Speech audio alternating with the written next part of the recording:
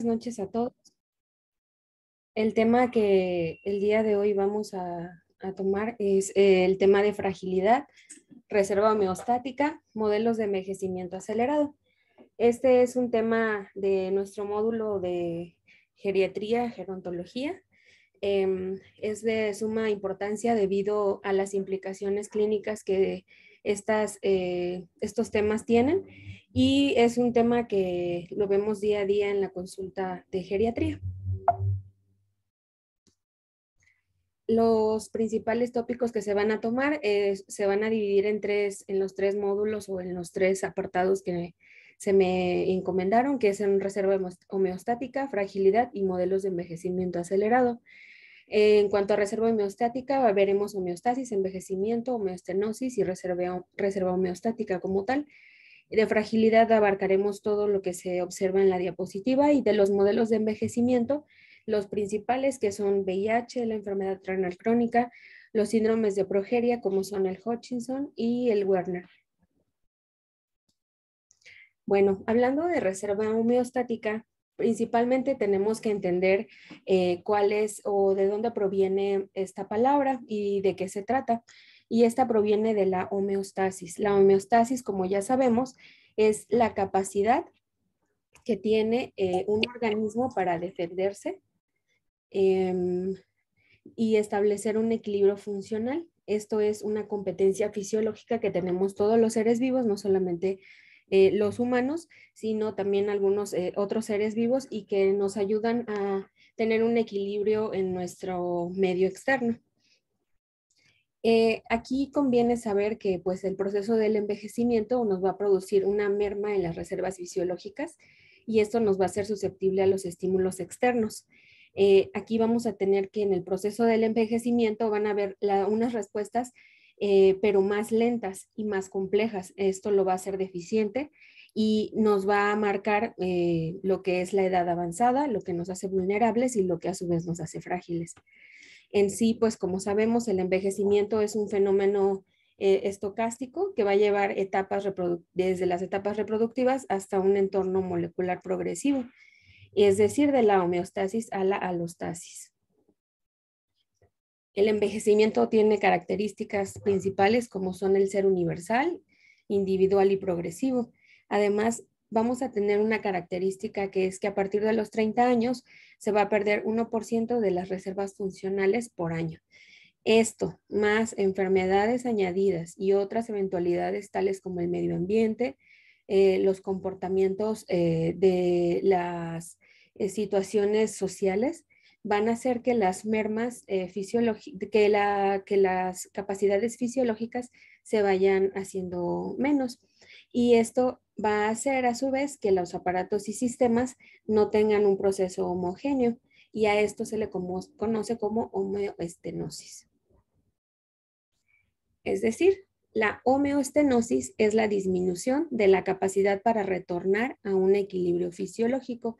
Es una reducción en la resiliencia, es decir, el que no soporten las situaciones externas y lo que puede definir a la edad fisiológica en paralelo con la cronológica, la mental, psicológica, social y funcional. Entonces, en este entendido, vamos a tener el siguiente cuestionamiento, que es, ¿qué es la reserva homeostática?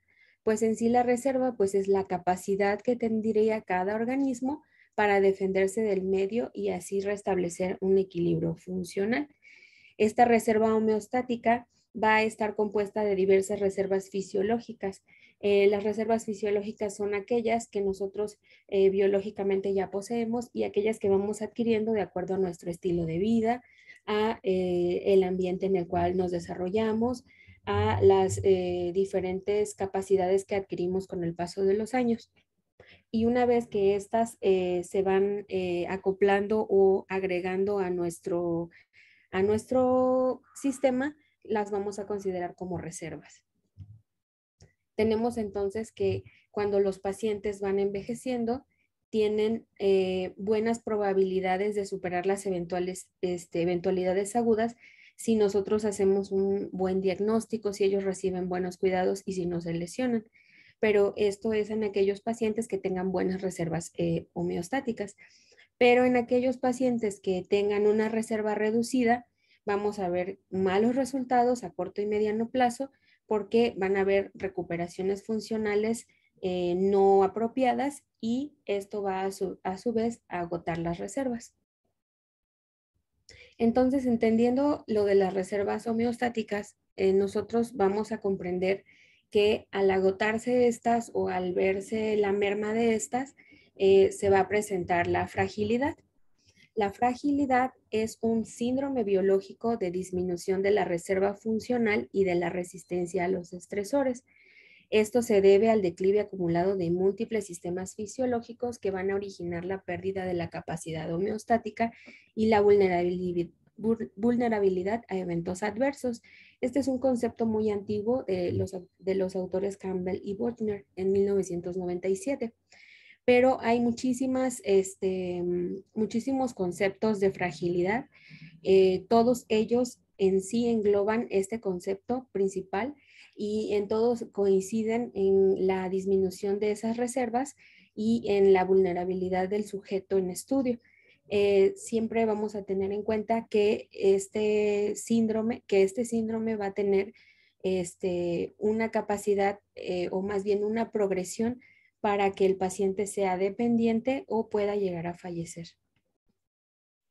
¿Y por qué consideramos que la fragilidad es un síndrome geriátrico? Pues bien, esta cumple los siguientes criterios. Va a ser intrínsecamente asociada al fenómeno del envejecimiento.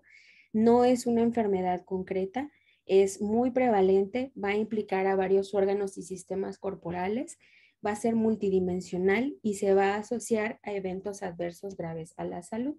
Entonces, al cumplir estas características, ya podemos decir que es un síndrome geriátrico.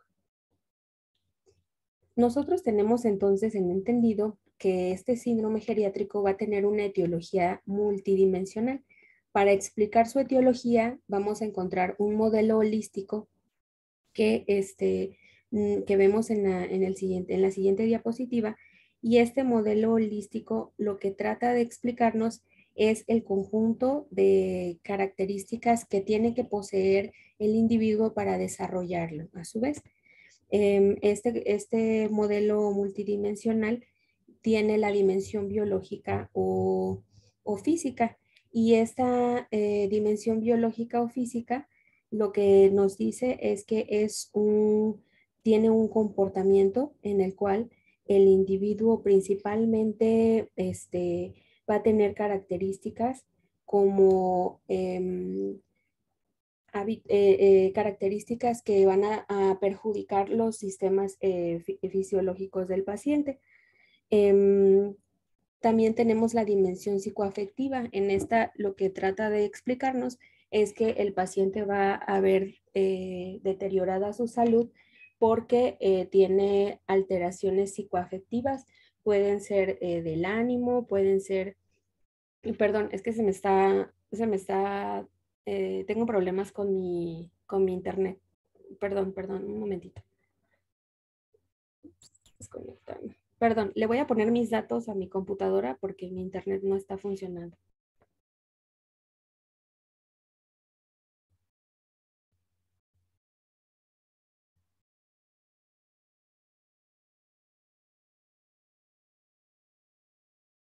Ya, una disculpa.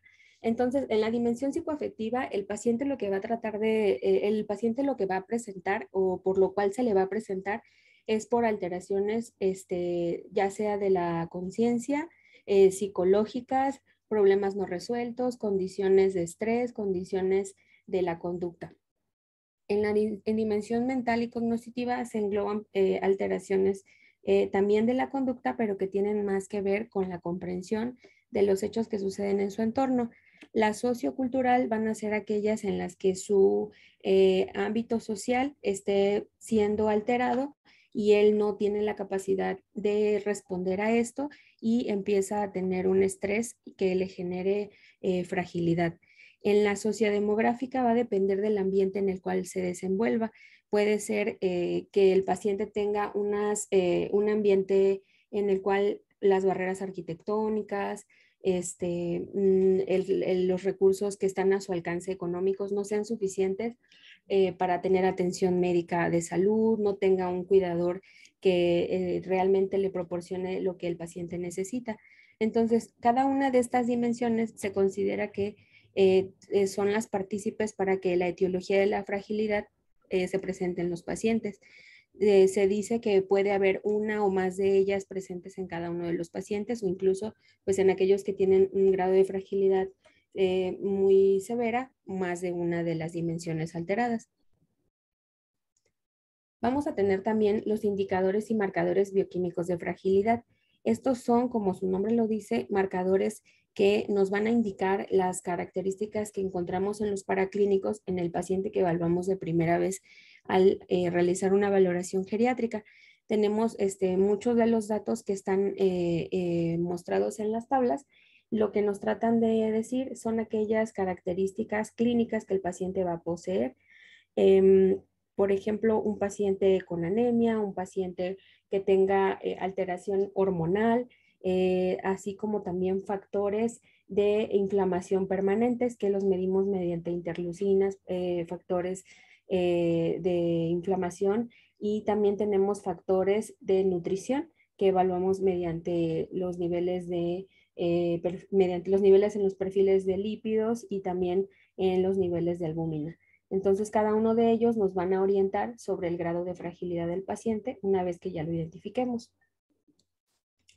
También tenemos aquí que, de acuerdo al investigador Bochner, hizo unas bases que se consideran las bases dinámicas de la fragilidad. Esas bases dinámicas lo que nos tratan de explicar es que cuando un paciente está en un comportamiento en el cual hay cambios fisiológicos del envejecimiento, trastornos de la regulación neuroendocrina, sarcopenia y un proceso neuroinflamatorio crónico, se van a presentar hay datos de francos de fragilidad. Estos procesos van a ser, junto con los indicadores químicos y bioquímicos, las bases dinámicas de la fragilidad. Teniéndolos a ellos ya podemos integrar ese síndrome y así ya tendríamos los signos y los síntomas que lo van a caracterizar. Nosotros vamos a tener que de estos indicadores pueden haber diferentes autores que los mencionan, y muchos de ellos consideran que el más importante de ellos va a ser la sarcopenia y los trastornos de la regulación neuroendocrina. También tenemos que la fragilidad va a presentarse con un fenotipo. El fenotipo que normalmente encontramos es, por ejemplo, los síntomas: el peso bajo, debilidad, fatiga, anorexia, disminución en la actividad física. Los signos son tales como la sarcopenia, osteopenia, trastornos del balance y la marcha, falta de condición física, desnutrición. Los riesgos son la capacidad disminuida para que se recuperen y la capacidad disminuida para responder a factores estresantes. Entonces, este es el fenotipo característico que explica Fred. Una vez que nosotros tengamos la sospecha de la fragilidad, vamos a tener los siguientes instrumentos para medirla. Si ustedes observan en el cuadro, son muchos instrumentos, herramientas, índices, escalas, pero tenemos algunos que son más comunes en su utilidad porque son más accesibles, porque es más fácil de reproducirlos, porque tienen ciertas ventajas al momento de su aplicación.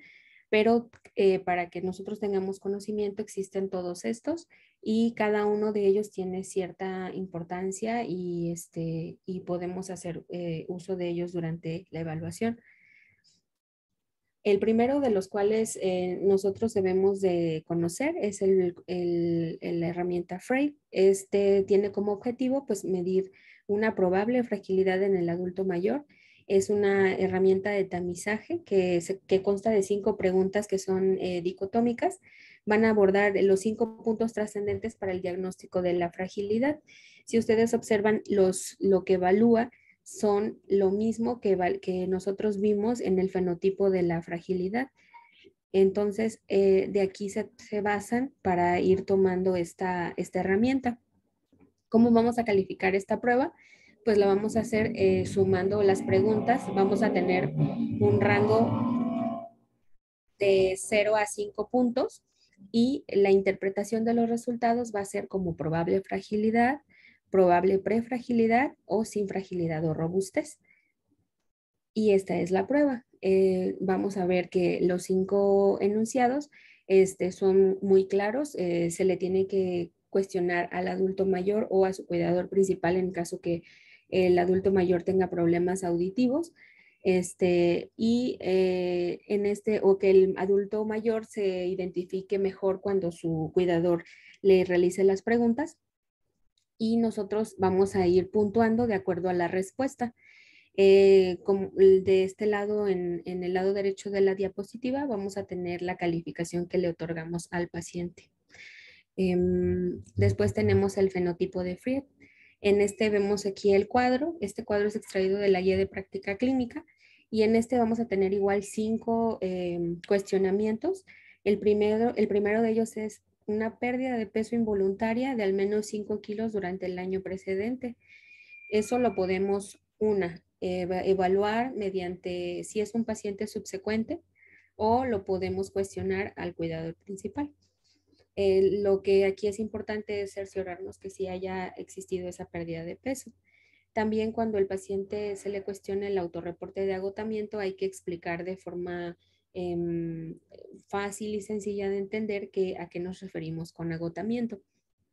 La disminución de la fuerza muscular la tenemos que evaluar con un dinamómetro, que son las herramientas que observamos en la parte superior.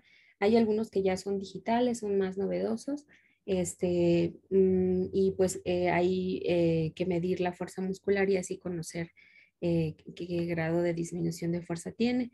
También si hay actividad física reducida, la velocidad lenta para la marcha, que es por metros por segundo. Y de acuerdo al resultado podemos que el paciente no cumpla ningún criterio y se le va a clasificar como robusto. De 1 o 2 criterios va a ser prefrágil, 3 o más criterios va a ser un paciente frágil. Y esta escala es una escala que se llama escala de fragilidad clínica. Se compone de 7 niveles progresivos y nosotros aquí tenemos que clasificar a nuestro paciente de acuerdo a las características clínicas que nosotros observemos en él al evaluarlo. En el primero es un paciente en forma, que está activo, con energía, motivación. Es un paciente que realiza ejercicios de forma regular, son los aptos, que son más aptos físicamente para su edad. Por ejemplo, el paciente que actualmente tenemos en la cama 371 era un paciente que realizaba natación todos los días, entonces podríamos considerar que este paciente premórbido estaba en forma. No sabe, bueno, en este momento está en cama por la situación clínica que presenta, pero en cuanto a la evaluación de 7 niveles, lo podríamos clasificar ahí. También está el de bien de salud, que es un paciente que no tiene una enfermedad aguda, sin síntomas de enfermedad crónica, pero que realiza menos actividad física que el paciente en forma. Es un paciente que ocasionalmente hace ejercicio, pero depende de la temporada o de las situaciones que estén presentándose en su vida. Por ejemplo, un paciente, por ejemplo, aquí puedo poner el ejemplo de mi abuelo, que es un adulto mayor de 82 años, que él no le gusta, pues ahorita por la situación del clima, no realiza ejercicio porque el clima está muy extremo, entonces debido a eso no realiza, pero normalmente tiende a salir a caminar todos los días y podría considerarse que está bien de salud porque no tiene enfermedades crónicas. También está el adecuado manejo, que es un paciente que tiene problemas médicos, están controlados, pero no realiza ninguna actividad física, salvo dar algunos paseos. El paciente vulnerable es un paciente que no necesita ayuda de otras personas para las actividades diarias y los síntomas de sus enfermedades lo limitan en alguna de sus actividades, pero su queja es que se sienten lentos o cansados durante el día, que son algunos de los pacientes que nos llegan a la consulta. El levemente frágil es un paciente que está con una marcha lenta, precisa ayuda para actividades instrumentales de la vida y va teniendo dificultad para salir solo, realizar compras, preparar comida o para las actividades domésticas.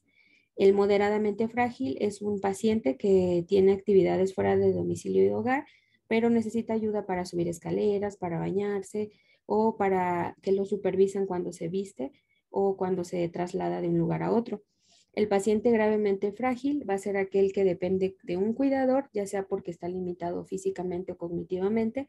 Está estable, sin alto riesgo de mortalidad, pero sí es un paciente dependiente. Y aquel que en el estadio 8, en el nivel 8, perdón, es un paciente muy gravemente frágil que depende y que es dependiente, perdón, y que se acerca pues al final de su vida.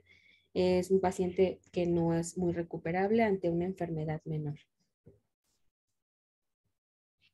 Y tenemos también esta otra escala, que es la escala que se encuentra en la guía de práctica clínica, que es la ENSRUD. Y en esta nos da tres cuestionamientos. El primero es una pérdida de peso del 5% o mayor en los últimos 3 años. La segunda de ella es la incapacidad para levantarse de una silla 5 veces sin el empleo de los brazos. Y la tercera es pobre energía, identificado como una respuesta negativa a la pregunta, ¿se siente usted lleno de energía? Una vez que nosotros realizamos estos tres cuestionamientos, podemos clasificar al paciente como ningún criterio y lo ponemos como robusto. Un criterio va a ser prefrágil, dos o más criterios va a ser frágil. ¿Cuál de las escalas o herramientas de valoración que acabamos de mencionar es mejor? Pues ninguna de ellas, cada una de ellas es importante, cada una de ellas puede ser aplicada. Hay algunas que son más fáciles de ejecutar en la consulta, unas que se nos van a dificultar porque tal vez no tenemos la herramienta para medir la fuerza o porque en un consultorio no tenemos en la consulta, perdón, no tenemos a veces el tiempo para evaluar a todos los pacientes en cuanto a la capacidad de levantarse de la silla o ciertas circunstancias pueden, que evalúan las otras herramientas que no vimos, nos pueden limitar a su ejecución, pero si tenemos la oportunidad de hacerlas, puede ser que cualquiera de ellas están validadas para evaluar la fragilidad. Nosotros, en cuanto al diagnóstico y tratamiento, vamos a tener que, una vez que tenemos la evaluación geriátrica integral, tenemos que hacer un diagnóstico diferencial. Y este diagnóstico diferencial lo podemos hacer en cuanto a las características clínicas que se presenten en nuestro paciente, pero sí es importante realizarlo antes de dar ese diagnóstico. Los principales diagnósticos diferenciales que debemos realizar son la caquexia cardíaca, cáncer, enfermedades del tejido conectivo, anemia, polimialgia reumática, tuberculosis, depresión mayor, hiper o hipotiroidismo, malnutrición, cirrosis hepática o enfermedad renal crónica. Debido a que varias de estas enfermedades pertenecen a modelos de envejecimiento acelerado que pueden simular fragilidad. Entonces, una vez que ya hicimos nuestro diagnóstico diferencial, tenemos que hacer una evaluación y corregir los factores de riesgo. Los factores de riesgo son otros síndromes geriátricos que pueden estar presentándose en el paciente y los podemos observar en la diapositiva. Después de eso, tenemos que aplicar una herramienta para evaluar la fragilidad y podemos usar cualquiera de las que les mencioné, las que están en el cuadro, y en la guía de práctica clínica nos recomienda aplicar los criterios de ENSRUD. Vemos aquí estos criterios y una vez que nosotros clasificamos a nuestro paciente y, por ejemplo, aplicando esta escala, tenemos que si cumple con 2 o más criterios, va a ser un adulto mayor frágil. Si es un adulto mayor frágil, vamos a tener que hacer intervenciones. Las intervenciones, la primera es un apoyo psicosocial al paciente y al familiar, orientar al paciente a su cuidador principal o cuidadores principales y tenemos que hacer que el familiar se involucre con el cuidado del paciente. Debemos tratar la depresión y recomendar la socialización y se debe de revalorar y hacer seguimiento mensual. Si tenemos que este paciente solamente cumple con un criterio, entonces vamos a tener un adulto mayor prefrágil. Y si tenemos un adulto mayor prefrágil, vamos a tener tres situaciones. Tenemos que mejorar el estado de nutrición, tenemos que dar un tratamiento farmacológico. La guía recomienda vitamina D de 400 a 800 unidades internacionales al día. y vamos a tratar de prevenir la sarcopenia. En cuanto al estado nutricional, a su vez, tenemos que enviarlo a odontología para que mejoren su salud bucal, ayudarlo con su entorno familiar en cuanto a que enseñarles o orientarlos sobre cómo alimentar al adulto mayor, y podemos incluso agregar un complemento nutricional para que se aporten más proteínas a su dieta. En cuanto al tratamiento con vitamina D, pues tenemos que valorar si el paciente es o no candidato. Tenemos que valorar igual que el paciente no estemos cayendo en polifarmacia o tengamos un paciente que en realidad no sea candidato a ella. En cuanto a prevenir la sarcopenia, debemos de indicar ejercicios aeróbicos como caminata, natación o bicicleta. O también otra cosa que podríamos realizar sería enviar a medicina física y rehabilitación para que ahí se le instruya de acuerdo a las condiciones clínicas de sus articulaciones. La guía de práctica clínica recomienda el ejercicio de resistencia de 30 a 60 minutos 3 veces por semana. En el caso de que no cumpla ninguno de los criterios de ENSRUD, nosotros vamos a tener un adulto mayor robusto, y lo que se tiene que hacer aquí es una prevención primaria.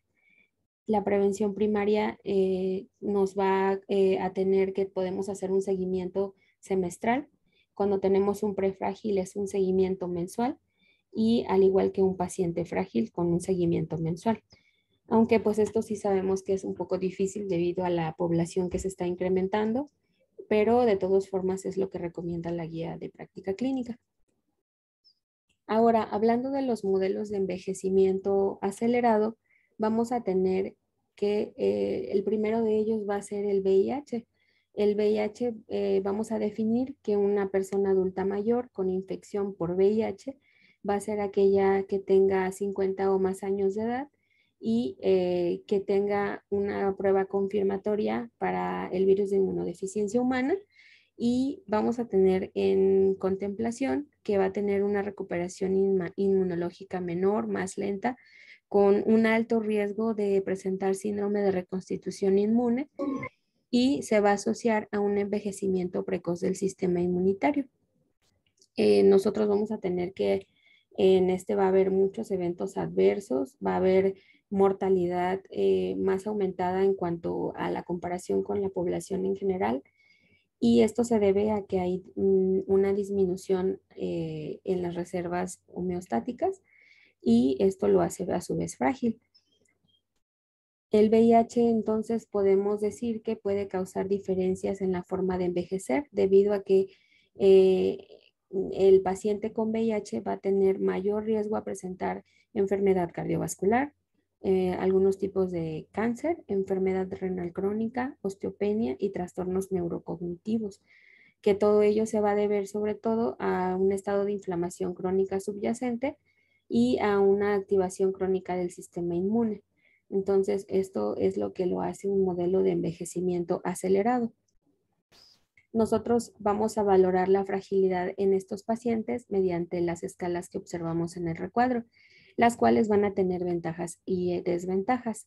Las ventajas, por ejemplo, de las primeras escalas, la primera escala es que sí está validada para pacientes con VIH positivo, y es rápida y fácil de calcular. El inconveniente es, como ya les mencionaba anteriormente, no tener a la mano el dinamómetro, y pues es lo que la hace como en desventaja ante otras pruebas. La IF es una prueba que igual está validada para pacientes con VIH, pero no tiene la ventaja porque tiene mayor número de variables implicadas en su cálculo, y eso la hace un poco difícil de reproducir. La escala F pues es relativamente fácil de calcular, pero no hay mucha evidencia y no está validada en población con VIH, y el índice de VAX es buen predictor de mortalidad, pero no está diseñado para valorar la fragilidad. Nosotros tenemos que tener la consideración que debemos de medir la fragilidad al menos anualmente en pacientes VIH positivos mayores de 65 años. Y tenemos aquí un cuadro en el cual tenemos cuál es el abordaje de fragilidad en pacientes mayores con VIH. Y es decir, que tenemos un paciente que ya que se ha diagnosticado, se le debe de hacer los screening de la marcha y de fragilidad. Si estos salen positivos, hay que hacer valoraciones geriátricas integrales y diseñar planes para coordinados con un especialista en VIH. En el caso de que no tengan un screen negativo y el paciente sea robusto o prefrágil, tenemos que darle un seguimiento habitual, interrogar para encontrar más síndromes geriátricos y si el paciente no tiene otros síndromes geriátricos, solamente hacer recomendaciones de dieta, ejercicio y fármacos que debe de tener el paciente prescritos. Y en el caso de que sí tenga algún síndrome geriátrico asociado, hacer la valoración geriátrica y coordinarnos con un especialista en VIH para el manejo del paciente. Otro modelo de envejecimiento acelerado es la enfermedad renal crónica. Esta constituye el modelo más característico de envejecimiento metabólico acelerado. Si nosotros observamos a un paciente con enfermedad renal crónica, siempre observaremos que la principal característica es que no tienen apariencia de acuerdo a la edad real del paciente. Nosotros tenemos que tener en cuenta que cuando el paciente con enfermedad renal crónica se presenta, va a tener una mayor predisposición al envejecimiento y es así como vemos que el aumento en la frecuencia de la fragilidad en los adultos mayores va a ser que, por ejemplo, en este estudio se vio que un 8% cuando el filtrado glomerular es superior a 60 mililitros minutos y se va hasta un 20% en pacientes que tienen un filtrado glomerular inferior al 30 mililitros minuto. Es decir, vamos a tener que el paciente que tenga una tasa de filtrado glomerular menor lo han asociado a casi un 20% de presencia de fragilidad. Y en el caso de los pacientes que ya tienen la terapia de sustitución renal, vamos a ver que van a ser pacientes que van a estar asociados con fragilidad en un 50% de ellos. Es un fuerte predictor de la aparición de diversos efectos adversos, tales como caídas, fracturas, deterioro cognitivo, disminución de la calidad de vida, complicaciones cardiovasculares y llegar hasta la mortalidad. Los pacientes con enfermedad renal crónica, no todos ellos, se dice que alrededor de un 30% van a ser candidatos a accesos vasculares para hemodiálisis y que la mayor tasa de rechazo de trasplantes renales se va a observar en pacientes mayores a 65 años. Y pues aunque no están muy claramente dilucidos los mecanismos que van a sustentar la asociación entre la fragilidad y la enfermedad renal crónica, observamos que hay alteraciones fisiopatológicas que se van a compartir en ambas en cuanto a la patología y al síndrome. Estos son, pues, que en ambas van a haber fenómenos inflamatorios, estrés oxidativo, deterioro cognitivo, alteraciones metabólicas, anemia, enfermedad vascular y disminución de la masa ósea. Todo ello hace que a su vez se presente en el paciente el envejecimiento acelerado. Hablando de los síndromes de progeria, el primero, hay dos síndromes de progeria, uno que se presenta en la infancia y otro que se presenta en la población adulta. Este síndrome se presenta en población infantil. Se llama síndrome de progeria de Hutchinson-Gilford y es un síndrome que se caracteriza, como lo decía yo, en la infancia, presentarse en la infancia, y es una enfermedad genética rara. Se va a caracterizar por un envejecimiento prematuro que va a comenzar de forma temprana. El paciente fenotípicamente va a presentar esto debido a que hay una alteración en la proteína de la lámina A, que es un componente fibrilar que mantiene la estructura del núcleo de las células y que participa en la organización de la cromátina. Acuérdense que las cromátidas son las que componen los núcleos de nuestros genes. Entonces, nosotros tenemos que esta es la alteración. Los niños que presentan progeria van a tener mutaciones puntuales en un gen que se llama LMNA y van a formar pues mal la lámina A que esto a su vez va a contribuir al envejecimiento. Normalmente esta proteína se remueve, pero en la progeria no ocurre ese paso y entonces va a permanecer unida a la envoltura y va a causar alteraciones en la morfología y en la funcionalidad del núcleo. Y vamos a observar pacientes que clínicamente van a estar con falta de crecimiento, ojos saltones, nariz en forma de pico, pérdida de peso y de cabello, arrugas, manchas en la piel, rigidez, dislocación de la cadera, aterosclerosis generalizada, enfermedades cardiovasculares y algunas veces derrames cerebrales. Estas, si ustedes las observan, pues son características similares a las que encontramos en un paciente que está envejeciendo y por eso se considera un síndrome de progeria.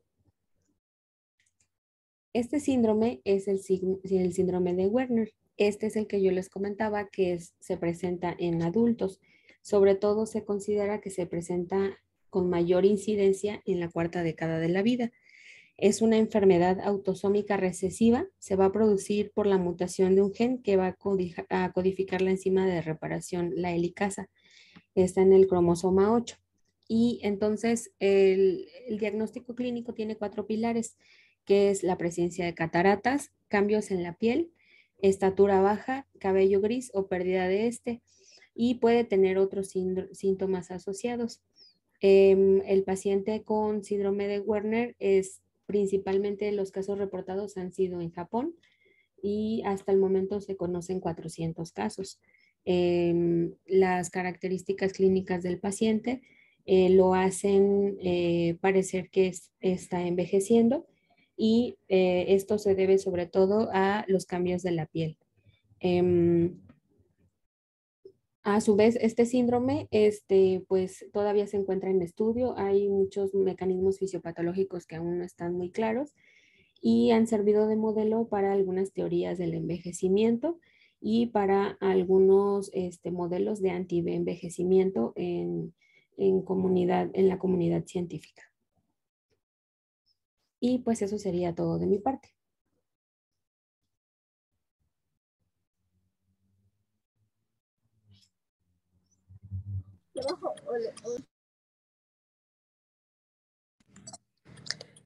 ¿Alguna duda que tengan? Es un tema pues muy largo. Solo hablar de fragilidad implica mucho tiempo y más de una sola clase, pero lo importante es pues tocar los primeros, el punto que es la definición. Y como comentaba Sandy, en las pruebas de tamizaje vamos a tener pues muchas pruebas que nos van a orientar hacia el diagnóstico. Entonces es importante que conozcan las escalas que existen y con ello llegar al diagnóstico. ¿Alguna duda que tengan? Nada más para agregar, como decías, Sandy, ya la fragilidad se está viendo de manera holística o multidimensional. Entonces, hay más de 50 y tantas escalas, como comentaban. Han comparado varias de ellas y realmente no es que una sea mejor que la otra. Lo importante, lo que se enfatiza es que hay que tratar de reconocer un paciente frágil o un paciente prefrágil para poder hacer ciertas acciones preventivas en estos pacientes. En cuanto al manejo, de manera general, lo único que se ha probado que puede haber o puede generar cambios de manera positiva es la actividad física, sobre todo aquellos ejercicios de resistencia y de equilibrio como el tai chi. Hay otras cosas que también se están evaluando y que se han visto que tienen respuesta como la nutrición, o sea que cierta cantidad de kilocalorías y de proteínas podría ser beneficioso para todos los pacientes. En cuanto a la suplementación hormonal, de manera general solo está indicada y se ha visto que tiene buena respuesta en aquellos pacientes que tienen deficiencias. Lo mismo pasa con la vitamina D. se ha visto que solo tienen una buena respuesta o un efecto favorable en aquellos pacientes que tienen deficiencia de vitamina D. Entonces, por lo tanto, no se va a dejar de manera general a todos los pacientes una suplementación, sino aquellos en que se demuestre que de acuerdo a los niveles la necesitan o la meritan. Entonces hay que insistir en aquellas medidas preventivas, alimentación, actividad física, que sea un paciente funcional y saber intervenir de manera adecuada o saber reconocer qué pacientes son los que van a meritar, que a lo mejor nos les peguemos un poquito más, enfaticemos un poquito más en esto, que son aquellos a los que determinamos que pues ya son frágiles o son prefrágiles. Y del envejecimiento acelerado, nada más de manera rápida, se ha visto o se está estudiando actualmente que la obesidad también es un modelo de envejecimiento acelerado por toda la respuesta inflamatoria e inmunológica en estos pacientes. En general, pues nada más. Muy buena presentación, Sandy. Gracias, doctora. ¿Alguna duda? Doctor Lascano, ¿quisiera hacer algún comentario? Ok. ¿Estaba hablando Juan Márquez? Es que está enlazado a través de la cuenta del doctor Márquez, Alma. Por eso se lo cambiaron. Sí, dije, ay, cabrón. A caray, ya les cambió la voz. Sí. Sí, el doctor Márquez tuvo un compromiso, entonces ok, perdón. Sí. Ya cambió la voz, dice. Ya. Y ya le cambió la voz. Oye, yo les quiero preguntar, sobre todo más que a Sandy, a ver cómo entendieron Mario, Beatriz. Un paciente con insuficiencia cardíaca puede ser frágil.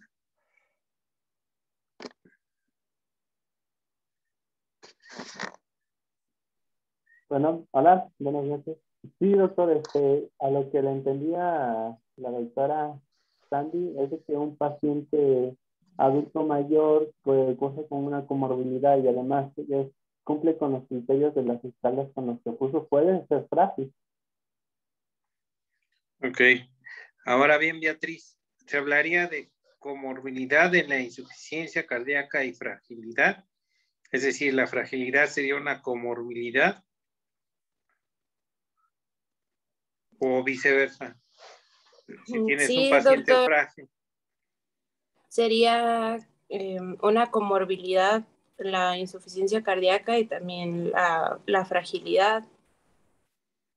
Entonces, el concepto de comorbilidad de que hay una enfermedad índice y que las demás están agregadas allí, supone entonces considerar, ahí sí hay que preguntarle a Sandy, considerar la fragilidad como agregada a esa enfermedad índice, o le llamarías entonces a un paciente, por ejemplo, como los que vemos nosotros, diabético, insuficiencia cardíaca, insuficiencia renal, le llamaríamos comorbilidad de la diabetes, de la insuficiencia cardíaca, de la fragilidad, o le llamaríamos multimorbilidad. Yo considero que sería multimorbilidad porque sería una entidad individual. O sea, asociada, pero individual, que también perjudica el estado de salud del paciente, ya identificando. Sí, ese concepto de enfermedad índice, entonces, pues se borra, ¿verdad? Cuando tienes un paciente con multimorbilidad. Me llamó la atención porque estabas hablando del diagnóstico diferencial. Y puede ser que dentro del diagnóstico diferencial, y ahí está una de las dificultades en cuanto a la definición de fragilidad. Dice, pues entonces tenemos muchos pacientes frágiles que tienen insuficiencia renal crónica, cáncer, diabetes y que tienen insuficiencia cardíaca, por ejemplo, ¿no? Sí, Y doctor. desnutrición, por supuesto, pues forma parte de ese complejo, ¿no? Entonces, al fin y al cabo, la fragilidad, ¿cómo la entenderías tú?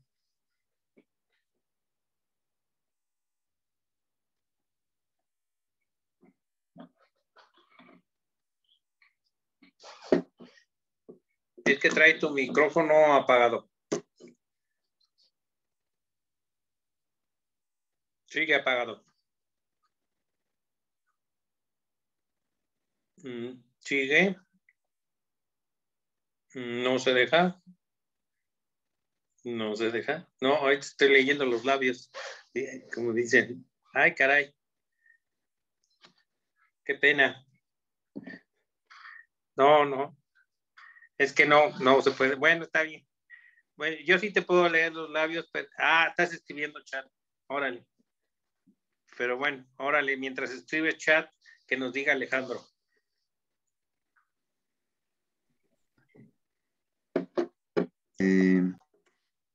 Perdón, Doc, ¿no, me podría repetir la pregunta? Sí, básicamente el concepto de fragilidad en relación a los diagnósticos diferenciales que hablaba. ¿Tú qué opinas acerca de eso? Pues en cuanto a los diagnósticos, yo creo que tenemos, como comentaba la doctora Santi en el principio, realmente nos enfocamos en su gran mayoría solamente en el área biológica química, pero pues habrá que tener también en consideración pues también las otras orbes, ¿no? Que es la social, demográfica, etcétera.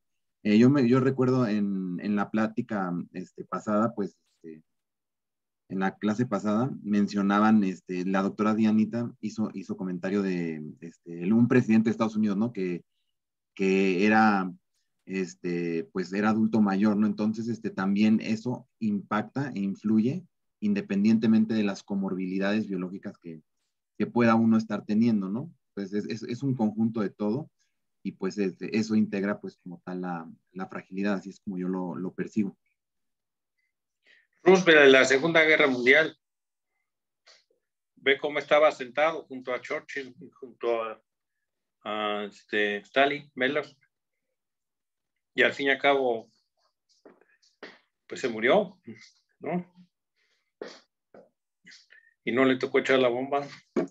Bueno, está bien. El concepto de fragilidad, así como lo entienden bien.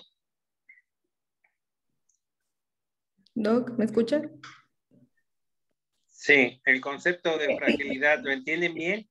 Bueno, yo nada más de la pregunta que me hizo, de lo de que si hoy comprendía como fragilidad, perdón, es que no la lleva a la computadora.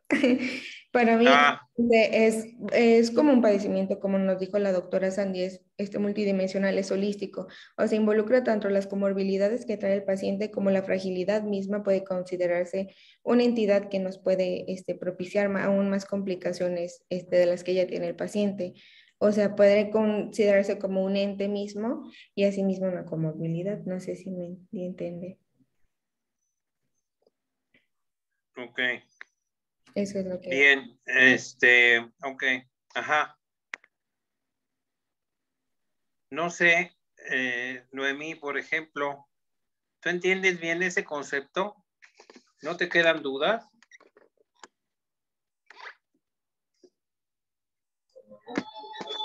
No, Doc. No, mejor no nos digas, mejor no nos digas. No hay problema, no hay problema. No hay problema. A ver, Ricardo.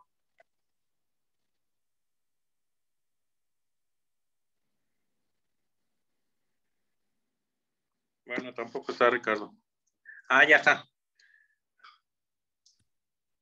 Creo que no tengo dudas, Doc.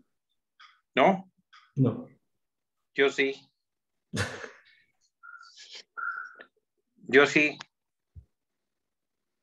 Porque se solapan muchas en cuanto a la definición. Por eso he tenido problemas, por eso hay tantas definiciones y modos de calificar a un paciente como frágil, ¿no? Hay varias escalas y no se ponen de acuerdo. Hay una escala, como dicen bien, que toma en cuenta algunas cosas, después otra escala hace otro recuento de Freud, por ejemplo. Bueno, hay muchas escalas. ¿Qué se te ocurre, Sandy? De hecho, Doc, eso que dices es bien, bien cierto, porque cada artículo que encontraba y cada libro que buscaba, en menos de cada bibliografía, tenían 2 o 3 conceptos, pero lo que yo noté es que en todos ellos en lo que sí coincidían era en la disminución de las reservas fisiológicas o homeostáticas. Y ya de ahí, en los diferentes conceptos, habían cambios, pero en cuanto a la concepción de si involucraba lo neuroendocrino, si involucraba la marcha, otras comorbilidades, otros síndromes geriátricos. Entonces, ahí como que dependía del autor para hacer su concepción de la fragilidad. Y lo que yo también vi como importante de entender es que no había ni una prueba mejor que otra, sino que es la que nosotros podamos ejecutar y podamos entender de la mejor manera y que en el ámbito en que estemos evaluando al paciente, sea la mejor para él, pero que sí lo hagamos, porque se ha visto que hay un incremento en la fragilidad y no se han tomado medidas, ni para prevenir ni para tratar. Entonces, yo pienso que lo más importante aquí es, ya que nos identifiquemos con el concepto que más creamos que engloba más cosas o que para nosotros signifique más fragilidad, ya podamos elegir la prueba con la que vamos a evaluar a nuestro paciente. Sí, es cierto. Es más fácil preguntarle si puede subir escaleras y cuántas cuadras, en fin, pero necesariamente implica un problema en cuanto a la definición misma, ¿no? Tienes razón, no se ponen de acuerdo todavía. Una duda es que veo que levantaste Lo que podrías hacer, lo que da pie a que ustedes hagan un protocolo de fragilidad. Por ejemplo, igual pasa con el concepto muy similar de falla para recuperarse. Entonces, bueno, estamos, por ejemplo, trabajando en ello, me acuerdo. Y para intentar integrar ese concepto y mejorar la definición y pues hacer, como tú dices, no solo buscar lo que los otros han hecho, sino poder entenderlo nosotros, ¿no? Y y pues, ¿qué tal si ustedes hacen un estudio en donde prueban validar algún escala o concepto tal cual de fragilidad? ¿Cómo lo podrían hacer? Esa es la tarea. Esa es la tarea. Que ustedes hagan ¿ya me escuchan? Sí, lo escuchamos, doctor. Sí, a la que no escuchan es Steffi. No, pues está complicado que a mí no me escuchen, yo grito, pero ¿qué les parece esa tarea?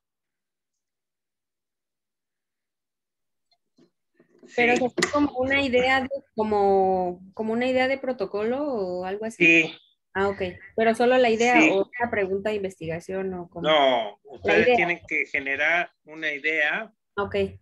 O sea, para generar una idea y preguntas de investigación y cómo resolverla así a grandes rasgos. Que no hagan un planteamiento metodológico formal, sino nada más tener la idea y las hipótesis. ¿Sí?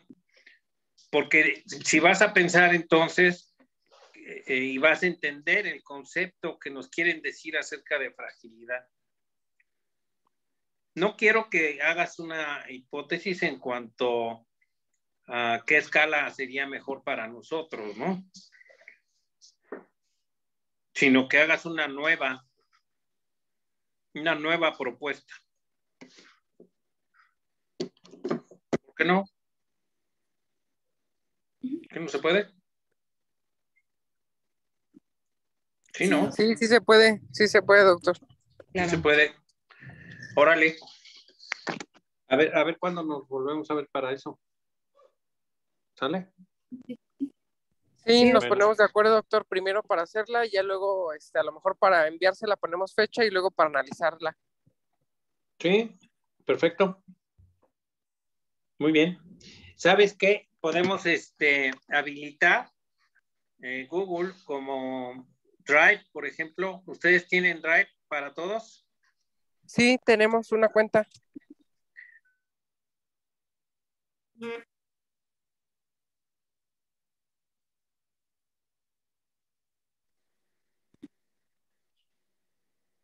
Puede entrar por ahí, ¿no? Por el correo de geriatría que estamos manejando, ¿o no?